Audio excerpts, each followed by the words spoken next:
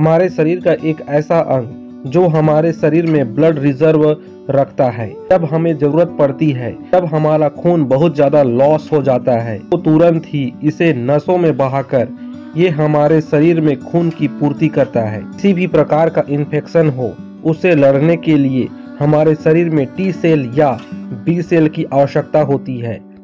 उसे एक्टिवेट करने का काम और उन्हें स्टोर करने का भी काम ये स्पेशल अंग ही करता है, जिसका नाम है स्प्लीन, जिसे हिंदी में प्लीहा भी कहते हैं। बिना समय गंवाए आज मैं आपको बताने वाला हूँ कि यह स्प्लीन यानी प्लीहा काम कैसे करता है, ये बना कैसे होता है और यह हमारे शरीर में क्या इम्पोर्टेंस रखता है।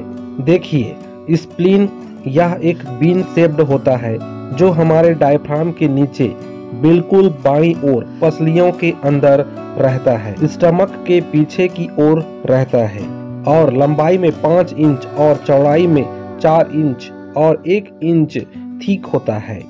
यह गाढ़े पर्पल रंग का होता है। वजन की बात करें तो ये 150 ग्राम तक होता है।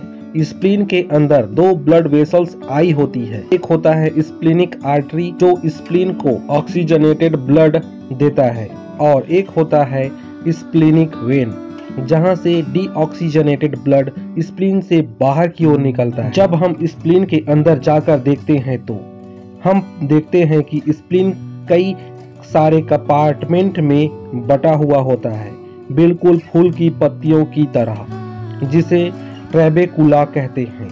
इन ट्रेबेकुल्स से स्प्लीन में अंदर की ओर आई आर्टरी और वेन्स के ब्लड कैपिलरी फैली रहती है। देखिए, जब स्प्लीन के अंदर आर्टरी और वेन्स के पतले पतले ब्लड कैपिलरी फैल जाते हैं तो इनके चारों ओर कुछ स्पेशल लिम्फॉइड टिश्यू होते हैं जो स्प्लीन के वर्किंग में बड़ा रोल प्ले करते हैं और हमारे शरीर के लिए तो बहुत ही ज्यादा इम्पोर्टेंट होते हैं। देखिए, स्प्लीन में आर्टरियोल्स के चारों ओर लिम्फॉइड टिश्यू घिरा रहता है। उसे व्हाइट पल्प कहते हैं, जो शरीर में इम्यून सेल्स जैसे टी लिम्फोसाइट और बी लिम्फोसाइट के एक्टिवेशन और उनके स्टोरेज में बहुत ज्यादा इम्पोर्टेंट है। स्प्लीन में कुल टिश्यू का 25% होता है। वहीं वेन के ब्लड कैपिलरी के चारों ओर लिम्फॉइड टिश्यू घिरे रहते हैं। उसे रेड पल्प कहते हैं, जो कि अनहेल्दी ब्लड सेल्स को फेगोसाइट करके उन्हें डेड कर देता है। उन्हें तोड़कर बिलीरुबिन और आयरन को अलग अलग कर देता है। यह स्प्लीन में 75% तक होता है।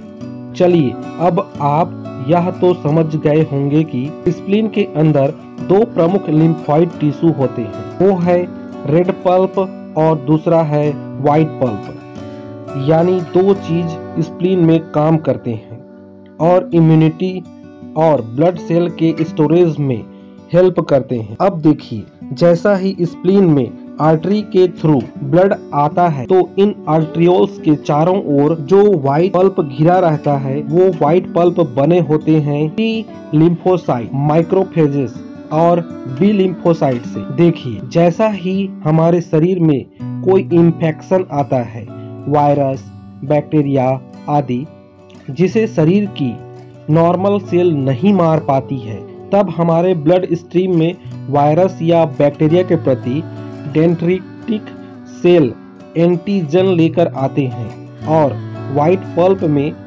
प्रेजेंट टी लिम्फोसाइट को एक्टिवेट कर देते हैं और यही टी लिम्फोसाइट व्हाइट पल्प के फॉलिकल में मौजूद बी लिम्फोसाइट को एक्टिवेट कर देते हैं और यही बी लिम्फोसाइट ब्लड के प्लाज्मा में जाकर वायरस के प्रति एंटीबॉडी बना लेता है, जो शरीर में उस वायरस या बैक्टीरिया को खत्म कर देता है।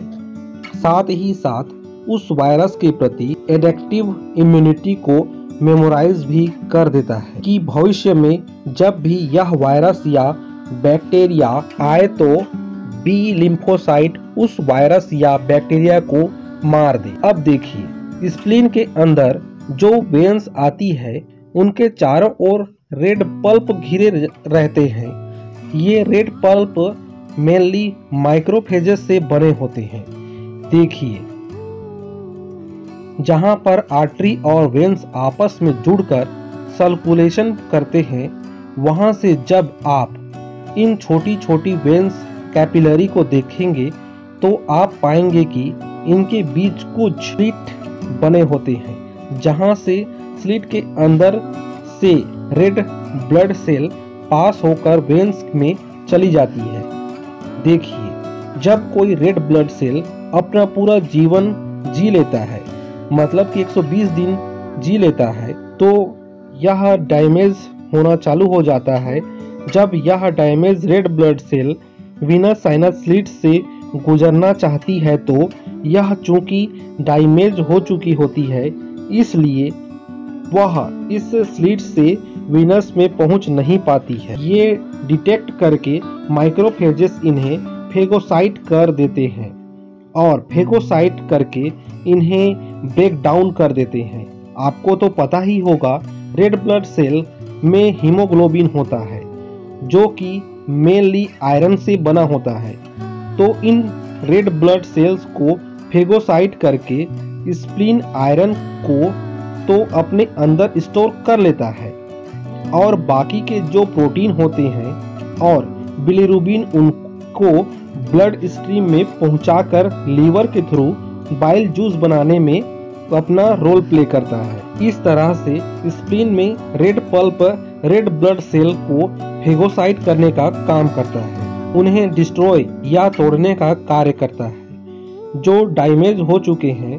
तो अब आप ये बात समझ ही गए होंगे कि स्प्लीन का रोल शरीर में इम्यूनिटी को बनाए रखना और शरीर में ब्लड को स्टोर करके भी रखना है। बहुत ही स्मॉल अमाउंट में ही सही, पर बहुत ही जरूरी और पुराने सेल्स को डिस्ट्रॉय करना भी है। साथ ही साथ आपको यह जानकर आश्चर्य होगा कि शरीर में पाए जाने वाली प्लेटलेट्स से 1/3 स्प्लीन से स्टोर करके रखता है। तो ये वीडियो आपको कैसे लगा मुझे कमेंट के माध्यम से बताइए, और अच्छा लगा होगा तो वीडियो को लाइक जरूर कीजिए, और यदि आप मेरे चैनल पे नए हैं तो चैनल को सब्सक्राइब भी कर लीजिए ऐसे ही और इंफॉर्मेटिव वीडियो पाने के लिए।